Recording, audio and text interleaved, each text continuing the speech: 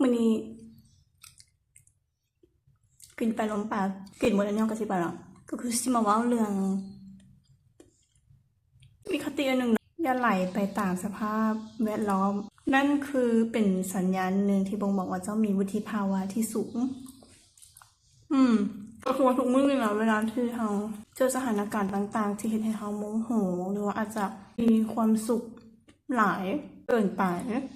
บางทีเขาอาจจะแบบสัญญาในตอนที่เรามีความสุขแต่ว่าสุดท้ายตอนที่เขาตัดสินใจพัดเป็นตอนที่ว่าเขาใจหายที่สุดเนี่ยทีนะซึ่งวุฒิภาวะทางอารมณ์เนาะเป็นส่วนหนึ่งของการที่บ่งบอกว่าเจ้าเป็นผู้ใหญ่หลายส่ำใดทำแบบในมุมมองของเขาแล้วเขาไม่ได้เป็นคนที่ควบคุมอารมณ์เก่งแต่ว่าทุกเทื่อที่ว่าถึงอารมณ์ควบคุมเขาจะพยายามให้ตัวเองรู้สึกไวที่สุดว่าเขากำลังถูกอารมณ์ควบคุมทางที่ดีที่สุดในการใช้ชีวิตโดยที่บ่ให้กระแสลบทำให้สภาพจิตใจก็คือว่าเขาต้องควบคุมอารมณ์หลายกว่า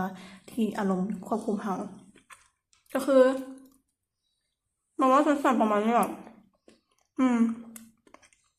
กินไปลงไปอารมณ์แบบว่าบ่มีคนล้มเรื่องแบบนี้นำก็เลยต้องมาลงกับกอง